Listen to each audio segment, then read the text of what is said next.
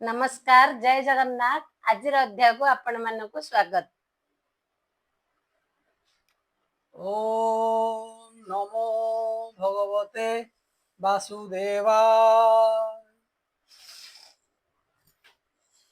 दशम अध्याय। दशमे मार्कंडे महेश बर दियंती होई तोष। सुत पौराणी कजे कही सौनक आदि मुनि चाहि। सुत उवाच से मारकंड ऋषि पूर्ण विष्णु निर्मित मायारेण माया विभूति अनुभवी से विष्णु चरण रे सेवी से विष्णु चरण रे स्तुति निरते ध्यान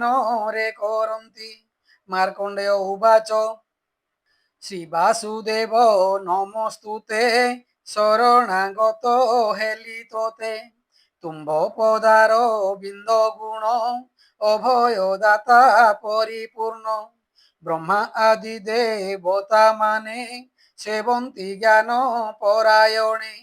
तुम्भ चरणे भजुछंती माया रे के मोहिनु हंती ए भव संसार सागरे तो बिनु केउ धरि पारे ए मन्त्र स्तुति वासुदेवे मन लगाई पादे सेवे। सुत उवाच एमंत सम ए महेश संगे पार्वती सह शिष्य एमाने बेष्टित होइण वृषभ करी आरोहण कैलास पर्वतरु खसी हिमवंत उपरे आसी पुष्पभद्रा नदी तटरे जोगाधि पुरुष विहरे पार्वती छंती तांको कोळे मार्कंड आश्रमे मिलिले मार्कंडेयंकु से देखिले पार्वती महेशे भासिले। पार्वती उवाच हे देव देख ऋषि ध्यान साधन करे ब्रह्म ज्ञान निश्चल मन आत्मा करी सकल इंद्रिय निबारी संयम करी मन प्राण परमे आत्मा निवेदन तन्मये पवन निरोधी जेसने निश्चल बारिधि निर्वात देशे द्वीप जेन्हे तेमन्ते तपस्या साधने हरि दर्शने सिद्ध होई बसिछि जोगारूढ़ होई एहार तप सिद्धि फले तुम्भे प्रवेश ऋषि आले जोग सिद्धिर फल दियो विष्णु वैष्णवे जस पाओ। पार्वती मुखु एहा शुणी शिव कहन्ति मंजुबाणी ईश्वर उवाच ए ऋषि वर नई छई चतुर्धा मुक्ति न बांछई धर्मार्थ काम मोक्ष मान एणे ऋषिर नाही ध्यान केवल वासुदेवे प्रीति पदार बिंदरे भकति माया विभूति भाव जानी सकल मिथ्या परिमाणी रहिछि वासुदेव लये बचने समस्या न दिए तथापि संभाषण कले आंबर भक्ति हेब भले नर देहरे साधु संग परम लाभ मोक्ष जोग। सुत उवाच एमंत कहीण शंकर सकल हृदय जे ईश्वर हर पार्वती दुई जाई ऋषिंको आगे उभा होई ईश्वरे ऋषि दृष्टि नाही शिव गणଙ୍କୁ न देखई आपणा देह को न जानी एमंत जानी शूल पाणी जोग माया बळे महेश मार्कंड हृदय प्रवेश पवन प्राय होई पशी न जाने मार्कंडेय ऋषि एमंत रूप महेश्वर जटा झटक बिजुलीर चंद्र सूर्य अग्निलोचन शिरे चंद्र शोभमान पाउछि दश भुज शोभा आजानुलंबी बाहु प्रभा रूप अत्यंत शोभा पाई ସୂର୍ଯ୍ୟର ପ୍ରାୟ ତେଜମୟୀ ବ୍ୟାଘ୍ରର ଚର୍ମ ପରିଧାନ ପର୍ଣ୍ଣ ଦେହେ ଆଭରଣ ଡମ୍ବରୁ ଧନୁ ଯେ ତ୍ରିଶୂଳ କାଣ୍ଡ ଖଡ୍ଗ ଚର୍ମ କପାଳ ପରଶୁ ରୁଦ୍ରାକ୍ଷ ଯେ ମାଳି ଅଭୟ ବର ହସ୍ତେ ଧରି ଏମନ୍ତ ରୂପ ହୃଦେ ଚାହିଁ ମାର୍କଣ୍ଡ ବିସ୍ମିତ ଯେ ହୋଇ ମହେଶ ରୂପ ମୋ ହୃଦୟେ କାହୁଁ ଏ ଦରଶନ ହୋଏ ଚିତ୍ତ ମୋ ଅଛି ବିଷ୍ଣୁ ତହିଁ ମହେଶ ରୂପ ତ ଦେଖଇ বিচারি চক্ষু ফেড়ি বেগে হর পার্বতী দেখে আগে সহিতে রুদ্র গণ চাহি বিস্ময় মার্কণ্ডেয় হই সাষ্টাঙ্গে প্রণাম সে কলে মহাদেবଙ୍କ পাদ তଳେ পার্বতী রুদ্র গণ মেଳେ ମାନସ ଭାବେ ପୂଜା କଲେ ସ୍ୱାଗତ ଆସନ ଯେ ପାଦ୍ୟ ଅର୍ଘ୍ୟ ଧୂପ ଦୀପ ସୁଗନ୍ଧ ପୁଷ୍ପ ନୈବେଦ୍ୟ ପୂଜା କରି ଆତ୍ମାରେ ସ୍ତୁତି ଯେ ଆଚରି ତୁମ୍ଭେ ଯେ ଅଟ ପୂର୍ଣ୍ଣ କାମ କିବା କରିବି ତୁମ୍ଭ କର୍ମ ଜଗତ ନିର୍ମାଣ ତ ରୂପ ହେ ଦେବ ଦେବ ବିଶ୍ୱରୂପ ସତ୍ୱ ରାଜସ ତମ ରୂପ ମୃଡ଼ ପବିତ୍ର ଶାନ୍ତ ରୂପ ତୁମ୍ଭଙ୍କୁ ମୋର ନମସ୍କାର ତୁମ୍ଭେ ଯେ ଅବ୍ୟକ୍ତ ଈଶ୍ୱର କହନ୍ତି ସୁତ ମୁନି ଧୀରେ ସୌନକ ମୁନିଙ୍କ ଆଗରେ ସୁତ ଉବାଚ ସେ ଯେ ମହେଶ ଆଦି ଦେବ ସାଧୁ ମାନଙ୍କ ଗତି ଭାବ ଏ ସ୍ତୁତି ଶୁଣି ହରସ କୋମଳେ କହନ୍ତି ମହେଶ ଈଶ୍ୱର ଉବାଚ হে মুনি বর মাগ যেতে প্রসন্ন হইলি মু তোতে মহেশ ব্রহ্মা বিষ্ণু তিনি অভেদ এক মূর্তি ঘেনি তিনি হে বরে অধিকারী মাগ হো মন ইচ্ছা করি কঠোর বিষ্ণু বশ করি শুণ মার্কণ্ড তপচারী ত্রিবর্গ আম্ভর দর্শনে মুকতি বিষ্ণুর প্রসন্নে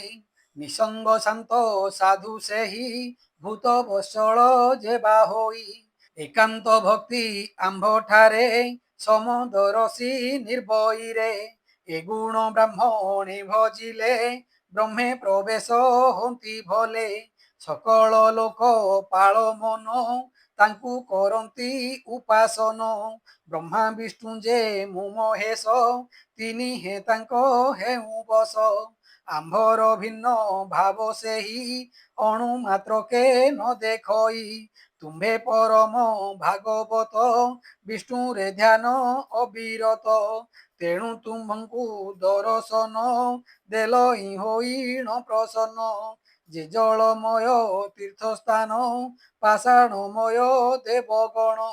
ପବିତ୍ର ବହୁ ଦିନେ କରେ ସାଧୁ ଦର୍ଶନ ମାତ୍ରେ ତାରେ ସେହି ବ୍ରାହ୍ମଣେ ନମସ୍କାର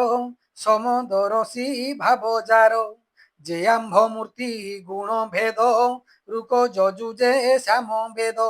ଆପଣା ସମାଧି ଗୋଚରେ ତପସାଧୀନ ସଂଯମରେ ନାନା ଭାବରେ ଅଭ୍ୟାସନ୍ତି ଜଗତ ପବିତ୍ର କରନ୍ତି ଜାନାମ ଶ୍ରବଣ କଲାରୁ ଦର୍ଶନ ସେବା କିବା କରୁ ମହାପାତ କି ଅନ୍ତ୍ୟଜାତି ଏମାନେ ପବିତ୍ର ନୁହନ୍ତି ବିଶୁଦ୍ଧ ବିଷ୍ଣୁର ଭକତ ନିର୍ଗୁଣ ବ୍ରହ୍ମେ ଯାର ଚିତ ସେ ସାଧୁ ବ୍ରାହ୍ମଣ ସଙ୍ଗତେ ସଙ୍ଗ ନୁହନ୍ତି ଯେ ବା ନିତ୍ୟେ କିମ୍ପାଇଁ ପବିତ୍ର ନହିବେ ସେ କିମ୍ପା ସଂସାରେ ପଡ଼ିବେ ସୁତ ଉବାଚ ସୁତ କହେ ସୌନକ ଶୁଣ ସେ ଚନ୍ଦ୍ରଶେଖର ବଚନ ଗୁପତ ଧର୍ମ ଯୁକ୍ତ ବାଣୀ ଅମୃତ ଅପ୍ୟାୟନେ ମୁନି ତା ମନ ଦ୍ରୁପତନ ହୋଇ ମହେଶ ଭାବେ ମନ ଦେଇ ସାଧୁ ବଚନ କର୍ଣ୍ଣେ ପିଇ ଅଜ୍ଞାନ କ୍ଲେଶ ଦୂର ହୋଇ ଶିବ ପୀୟୁଷ ବାଣୀ ଶୁଣି କହ ଇମାର କଣ୍ଡ ମୁନି ମାର୍କଣ୍ଡେୟ ଉବାଚ ଭୋ ପ୍ରଭୁ ତୁମ୍ଭର ମହିମା ଦେହଧାରୀଙ୍କୁ ସେ ଅଜଣା ଯେ ଅଟେ ଜଗତ ଈଶ୍ୱର ସେ ପୁଣି କରେ ନମସ୍କାର ଏ ବଡ଼ ଲୋକଙ୍କର ଗୁଣ ଲୋକ ଶିକ୍ଷାର ପାଇଁ ପୁଣ ଅଳପ ଲୋକେ ଦିଅନ୍ତି ମାନ ସ୍ତୁତି କରନ୍ତି ଯଶ ଗୁଣ ଏଥେ ନ ଯାଏ ବଡ଼ପଣ କୁହୁକ ଏ ଚକ୍ଷୁ ହରଣ ଆପଣା ମନ ରୁଭି ଆଇ ଯେ ସୃଷ୍ଟି ମଧ୍ୟରେ ପ୍ରବେଶଇ ସ୍ୱପ୍ନ ଦେଖନ୍ତା ପ୍ରାୟ ରହି କର୍ତ୍ତା ସ୍ୱରୂପେ ପ୍ରତ୍ୟୟ ହୋଇ ତ୍ରିଗୁଣେ ସଂଯୁକ୍ତ କେବଳ ନାହିଁ ଯାହାର ଆଦି ମୂଳ ସକଳ ଜଗତର ଗୁରୁ ତୁମ୍ଭେ ସେ ଅଟ ମହାମେରୁ ତୁମ୍ଭେ ଯେ ବ୍ରହ୍ମ ମୂର୍ତ୍ତି ହର ତୁମ୍ଭଙ୍କୁ ମୋର ନମସ୍କାର ଆଜ୍ଞା ତୁ ଦେଲୁ ମାଗବର କି ବର ମାଗିବି ଆବର ତୁମ୍ଭ ଦର୍ଶନେ ମୋ ସକଳ କାମନା ହୋଇଲା ସଫଳ ତଥାପି ତୁମ୍ଭର ବଚନ ମାଗୁଛି ଏକ ବର ପୁଣ ସେ ବାସୁଦେବ ନାରାୟଣ ସକଳ ପ୍ରାଣୀଙ୍କ ଜୀବନ ତାଙ୍କ ଚରଣରେ ଭକତି ଅବିଘ୍ନେ ରହିବ ମୋ ମତି ବୈଷ୍ଣବେ ତୁମ୍ଭ ଠାରେ ଆର ବିଶ୍ୱାସ ଭକ୍ତି ରହୁ ମୋର ସୁତ କହେ ସୌନକ ମୁନି ମହେଶ ତାଙ୍କ ସ୍ତୁତି ଶୁଣି ମୁନିଙ୍କି ସୁକ ମଳ ବାଣୀ ସନ୍ତୋଷେ କହେ ଶୂଳ ପାଣି ପାର୍ବତୀ ସହିତେ ଆନନ୍ଦ ଋଷିଙ୍କୁ କଲେ ଆଶୀର୍ବାଦ ଈଶ୍ୱର ଉବାଚ ହେ ମହାରୁଷି ବାଞ୍ଛା ତୋର ସିଦ୍ଧି ଯେ ହେଉ ତୋ ନିଜର ବାସୁଦେବ ପଦେ ଭକତି ଅବିଘ୍ନେ ଲଭୁ ତୋର ମତି ଶେଷ କଳପ ପରିଜନ୍ତେ ଅଜର ଅମର ନିଶ୍ଚିନ୍ତେ ପ୍ରାପତ ହେଉ ଯଶ ପୁଣ୍ୟ ଭୂତ ଭବିଷ୍ୟ ବର୍ତ୍ତମାନ ଅକ୍ଷୟ ତିନି କାଳ ଜ୍ଞାନ ଆତ୍ମାରେ ପରମାତ୍ମା ଚିହ୍ନ ଲଭ ବୈରାଗ୍ୟ ବ୍ରହ୍ମ ଜ୍ଞାନ ହେଉ ତ ବ୍ରହ୍ମ ତେଜ ପୁଣ ପୁରାଣ କର୍ତ୍ତା ତୁମ୍ଭେ ହୁଅ ଯାହାର ନାମ ମାର୍କଣ୍ଡେୟ ସୁତ କହେ ନଈ ମିଶାରଣ୍ୟେ ସୌନକ ମୁନି ସନ୍ନିଧାନେ ସୁତ ଉବାଚ ହେମନ୍ତ ବର ଭର ଦେଇ ଗଲେ ସେ ଅନ୍ତର୍ଧ୍ୟାନ ହୋଇ ସେ ମାୟା ଅନୁଭବ ପୁଣ କହିଲେ ପାର୍ବତୀ ଆଗଣ ଯୋଗ ମହିମା ଋଷି ପାଇ ଆପଣା ଆଶ୍ରମରେ ରହି କଳପ ଯାଏ ଚିରଜୀବୀ ଧ୍ୟାନେ ରହିଲେ ବିଷ୍ଣୁ ସେବୀ ସେ ଆଜ ପରିଜନ୍ତେ ରହି ତପ ଧ୍ୟାନରେ ବସିଛଇ ସେ ଯେ ମାର୍କଣ୍ଡ ମହାରୁଷି ଏହାଙ୍କ ମହିମା ବିଶେଷୀ ବର୍ଣ୍ଣନ କଲି ତୁମ୍ଭ ଆଗେ କହିଲି ଯଥା ବିଧି ଭାଗେ ବାସୁଦେବ ମାୟାନୁଭବ ଅଦ୍ଭୁତ ଅଟେ ଯେଉଁ ଭାବ ପଣ୍ଡିତ ମାନେ ଏ ସଂସାରେ ପଡ଼ି ସେ ମାୟା ବନ୍ଧନରେ ନାନା ପ୍ରକାରେ ମୋହି ହନ୍ତି ବାସୁଦେବଙ୍କୁ ନ ଜାଣନ୍ତି ସେ କୃଷ୍ଣ ଚରଣାର ବିନ୍ଦେ ଯେ ନିତ୍ୟ ସେବନ୍ତି ଆନନ୍ଦେ ସେହୁ ଯେ ପଣ୍ଡିତ ବୋଲାନ୍ତି ଏ ମାୟା ସେମାନେ ତରନ୍ତି ସୁତ କହନ୍ତି ହେ ସୌନକ ତୁ ଭୃଗୁ ଶ୍ରେଷ୍ଠ ପୁଣ୍ୟାତ୍ମକ ଏ ବାସୁଦେବର ବର୍ଣ୍ଣନ କହିଲୁ ତୁମ୍ଭର ଆଗେଣ ସେ ବାସୁଦେବ ଚକ୍ରଧର ଚକ୍ରରେ କାଟେ ମାୟା ଘୋର ତାଙ୍କ ମହିମା ଯେଉଁମାନେ ଶୁଣନ୍ତି ଶୁଣାନ୍ତି ଗାୟନେ ତାଙ୍କର କର୍ମ ବନ୍ଧ ନାହିଁ ସଂସାରେ ମାୟା ନ ଲାଗଇ ଅନ୍ତେ ସେ ବୈକୁଣ୍ଠ ଯାନ୍ତି ସକଳ ପାପୁ ସେ ତରନ୍ତି କହଇ ବିପ୍ର ଜଗନ୍ନାଥ ଦ୍ୱାଦଶ ସ୍କନ୍ଧେ ଭାଗବତ ମୁହିନ ପାମ ରଜେ ମୂଢ ସାଧୁଙ୍କ ସଙ୍ଗେ ଆସ ବଡ଼